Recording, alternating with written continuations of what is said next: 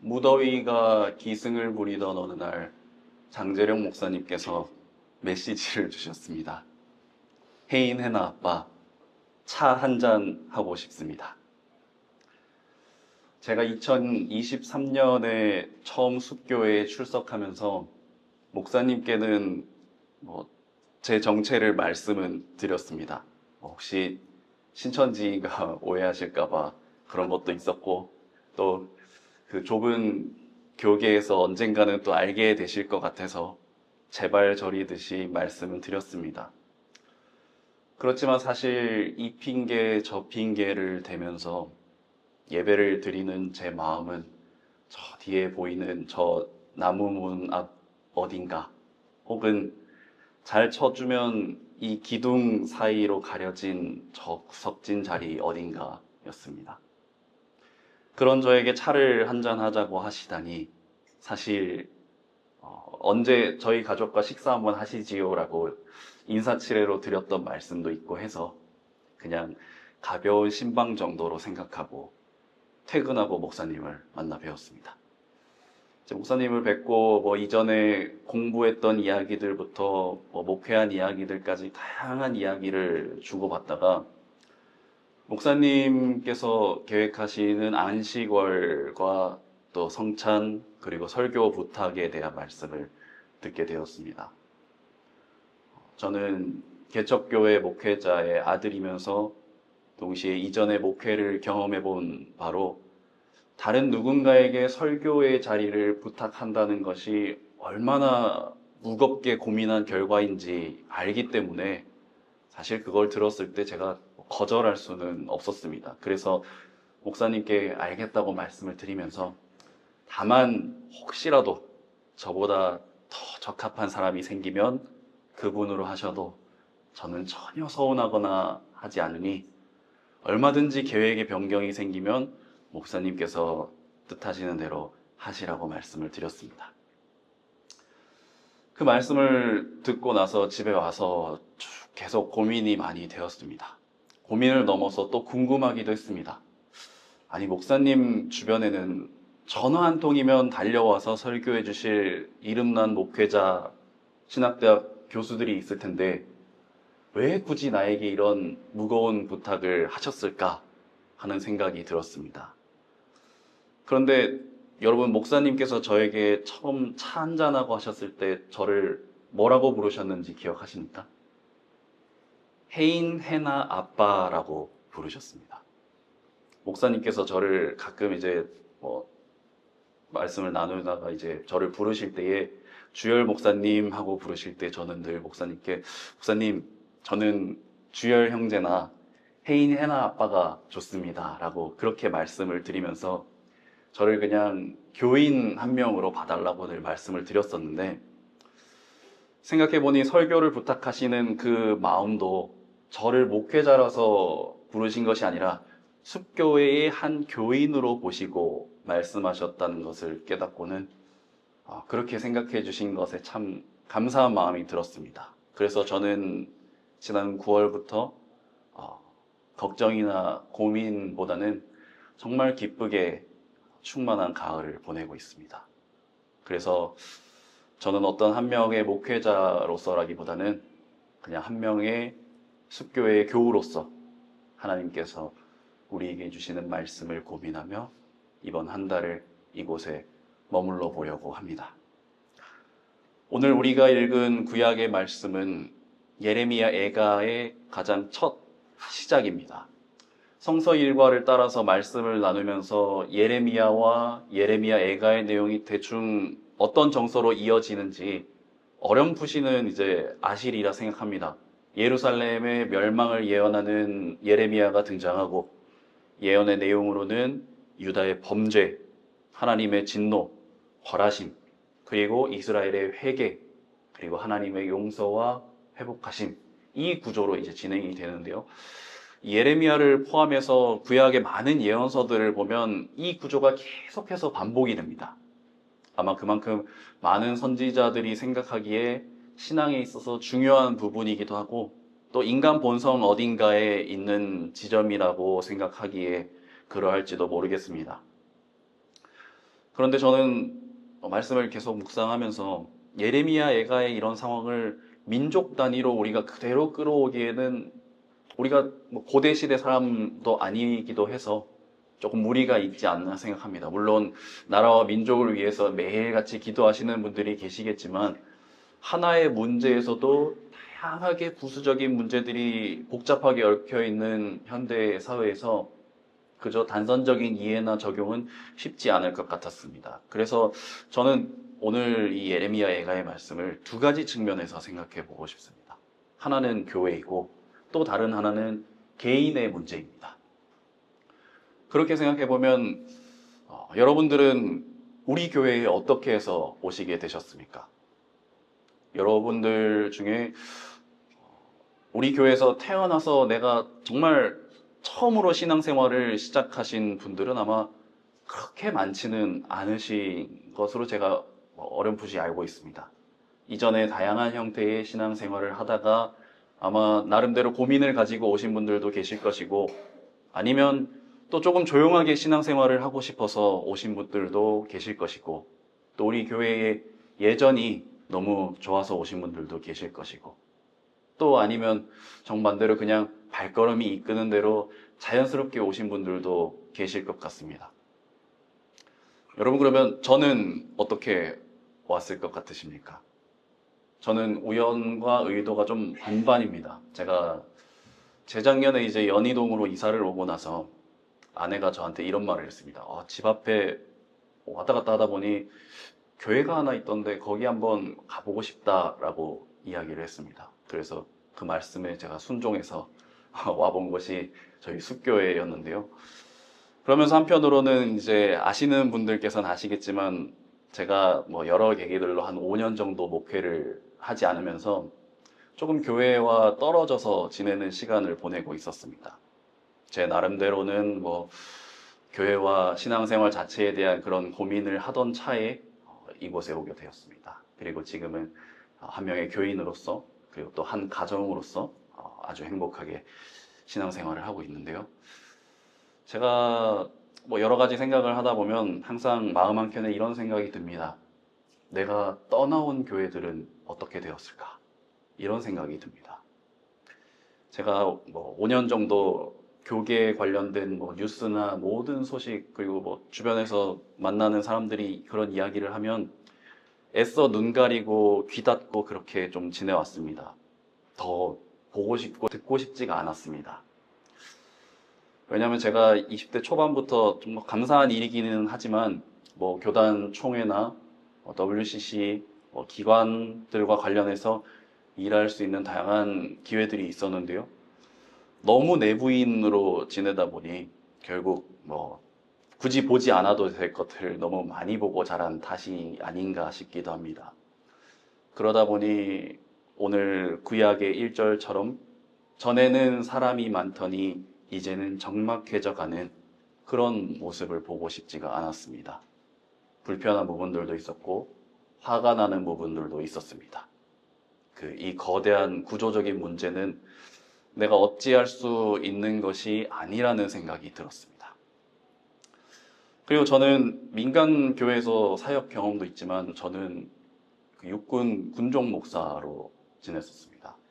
최전방 GP, GOP 부대와 그리고 마지막에는 이제 군 병원에서 사역을 하고 전역을 했는데요. 사역을 하면서 이제 여기서 제가 다 말씀드리기 힘든 수많은 그 죽음의 사건들 앞에서 제가 그동안 배워오고 애쓰고 수고했던 것들이 어느 순간 의미를 상실하는 것 같은 그런 순간들이 많이 있었습니다. 제 자신이 소진되는 경험도 물론 있었고요.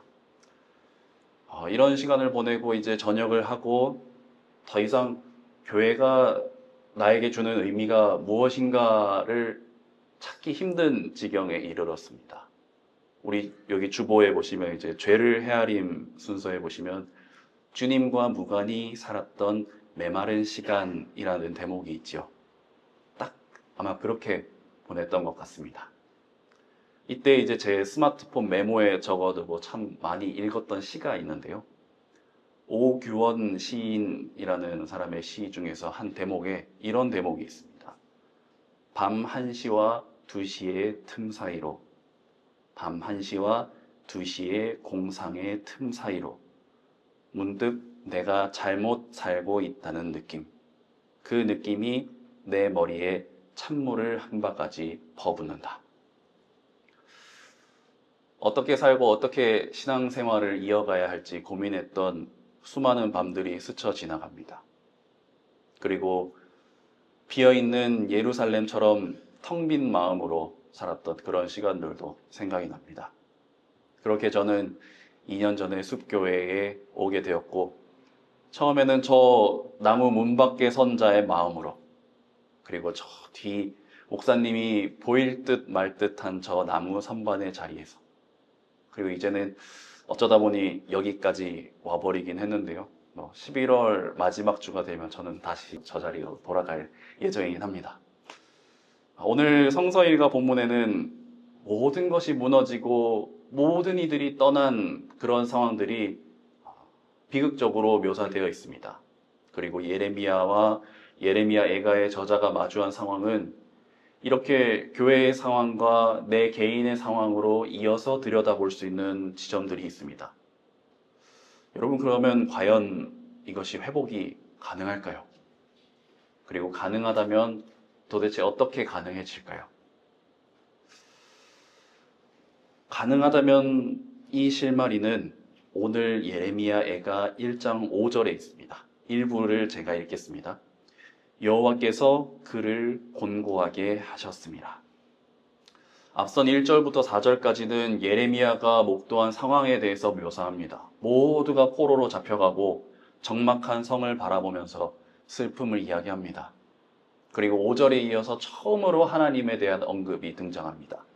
여호와께서 그를 곤고하게 하셨습니다. 이유가 무엇이었습니까? 바로 앞에 그의 죄가 많음으로, 유다가 지은 죄로 인한 고난의 상황입니다. 그리고 그 고난은 하나님으로부터 비롯한 것임을 이야기합니다.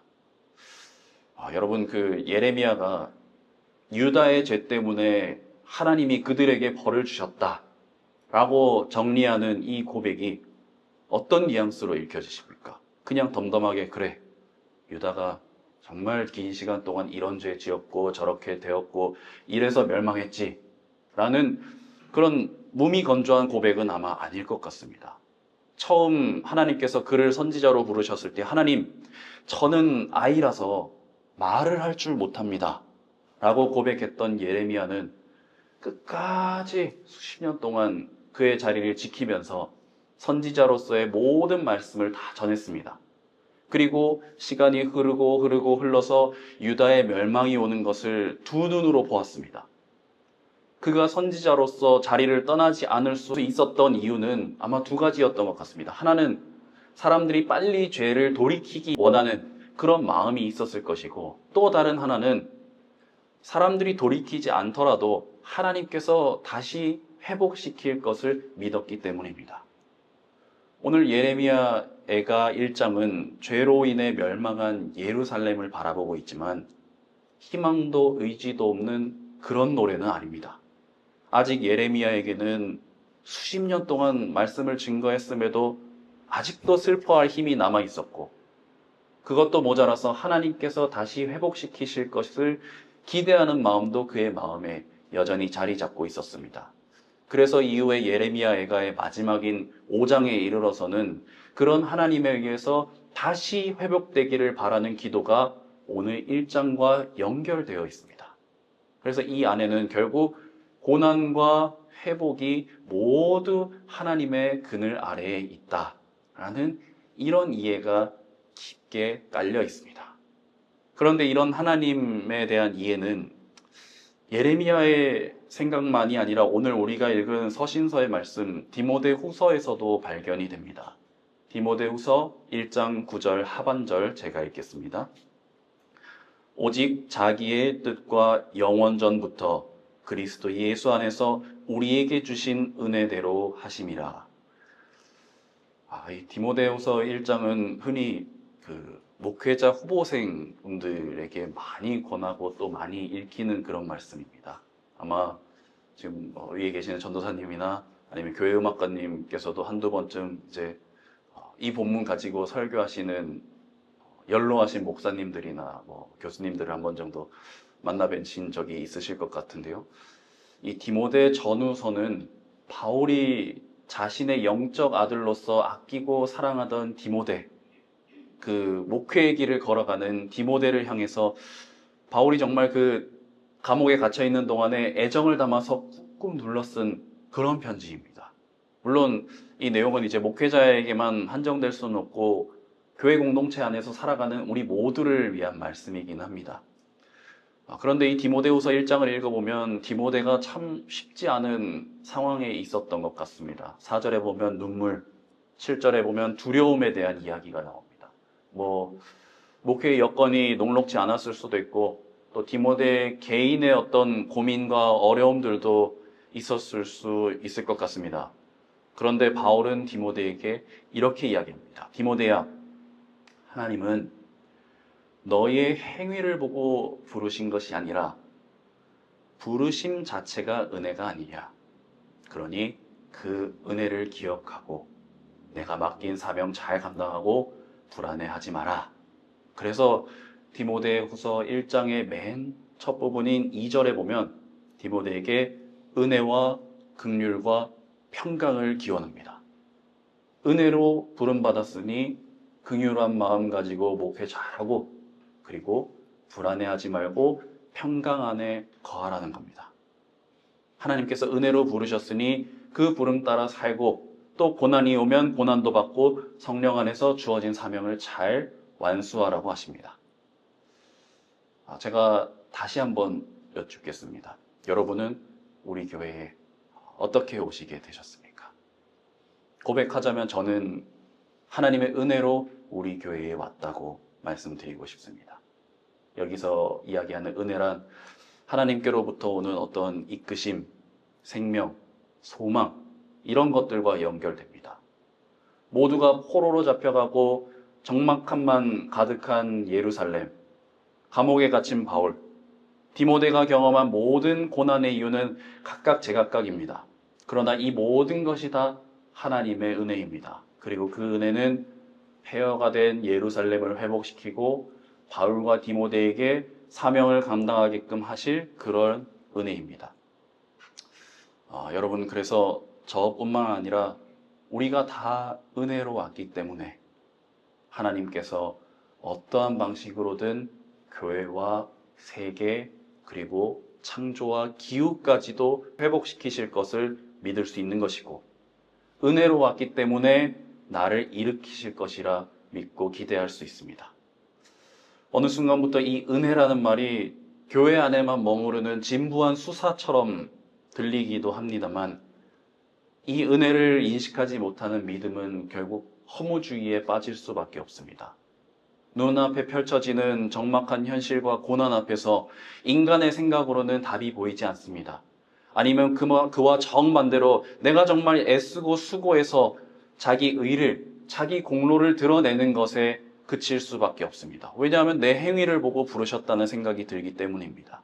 하지만 디모데후서 1장 9절에서 소명으로 부르심은 우리의 행위대로 하심이 아니요라고 분명하게 말씀해 주고 있습니다. 사실 이 은혜를 가장 잘 깨달은 자의 모습이 오늘 누가복음의 말씀입니다. 제가 예배로의 부름 때 잠깐 말씀드렸는데 저는 주중에 직장 생활을 하고 있습니다. 어서 빨리 주말이 오기만을 기다리는 그런 보통의 직장인 아저씨입니다. 그런 직장인의 눈으로 오늘 누가복음 본문을 보면 정말 말도 안 됩니다. 밭이나 들에서 하루 종일 고생하고 온 일꾼에게 밥 시간도 보장해주지 않는 그런 악덕 고용주가 아닐까 싶은 생각도 듭니다. 아니면 하다못해 초과 근무 수당이라도 요구해야 될 것 같은 그런 기분이 드는데요. 근데 여러분, 오늘 본문은 그런 눈으로 이해하시면 안 됩니다. 우리가 이 본문을 읽을 때는 써주셔서 감사하다라는 그런 뜻으로 이해해야 됩니다. 써주신 분의 뜻에 따라 일하고 써주심에 감사하는 겁니다. 저는 예레미야와 바울이 이런 마음으로 하나님의 말씀을 전하지 않았을까 생각합니다. 예레미야를 한번 떠올려 보십시오. 나라의 멸망을 예언하면서 감옥에 갇히기까지 하면서 정말 변하는 것도 없고 늘 욕이나 먹고 매 맞고 감옥에 갇히고 내가 이걸 전해가지고 뭘 하겠나, 이런 마음이 들지 않았겠습니까? 하지만 예레미야는 끝까지 예언자로서의 삶을 붙잡고 눈물 흘리며 살았습니다. 바울은 또 어떻습니까? 바울도 복음을 전하다가 감옥에 갇힌 상황에서, 사실 바울은 마음만 먹으면 당시 자기가 가지고 있는 신분을 이용해서 충분히 감옥에서 나올 수 있는 그런 상황이었지만 오히려 이 모든 고난도 하나님의 뜻에 있음을 증거하지 않았습니까?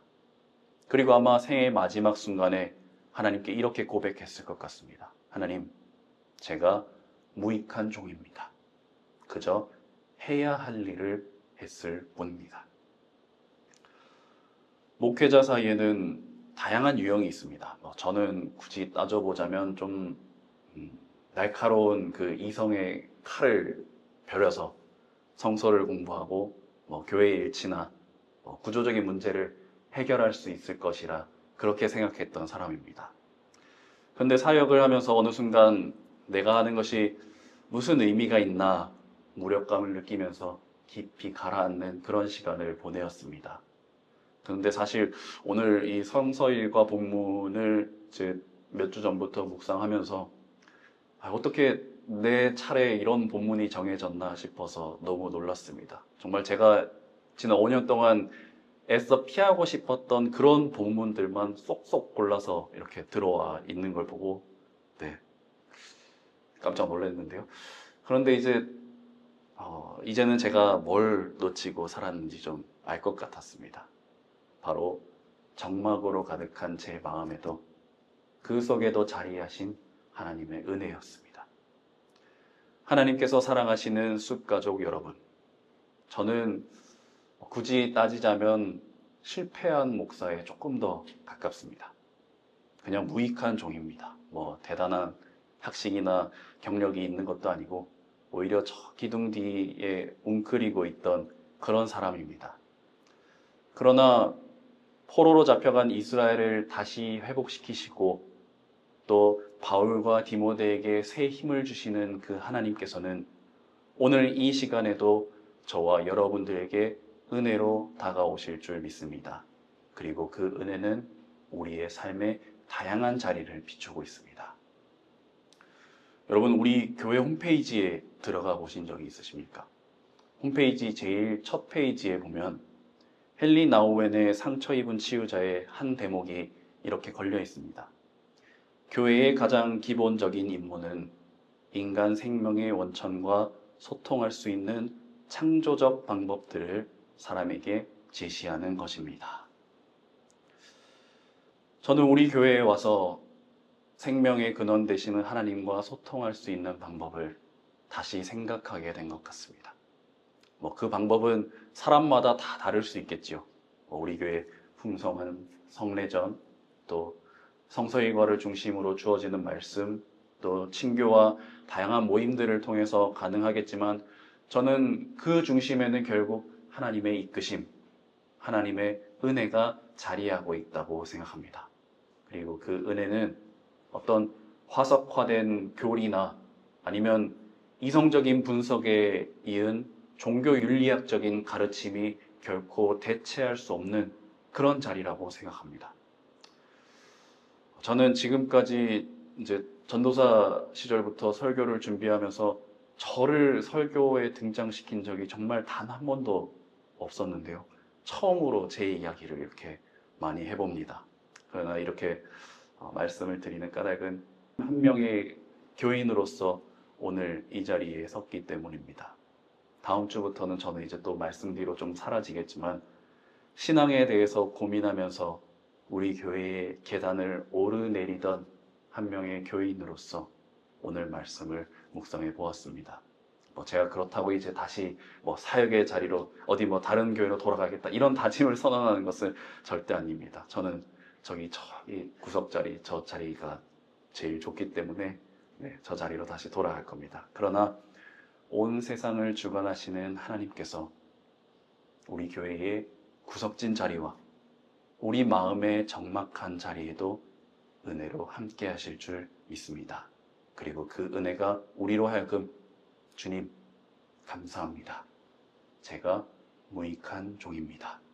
은혜로 이끄심에 감사합니다. 라고 고백할 수 있게 되리라 믿습니다. 기도하겠습니다.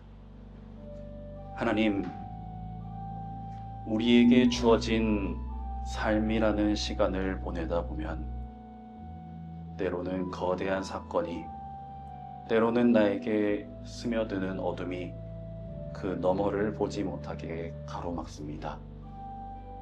그러나 예레미야처럼, 바울처럼, 이름 없는 한 종처럼 은혜의 그늘 아래 거하며 세상을 바라보게 하시고 은혜의 품으로 우리를 부르시는 하나님께 온전히 의탁하는 우리의 삶이 되게 하여 주옵소서. 예수님의 이름으로 기도드립니다. 아멘.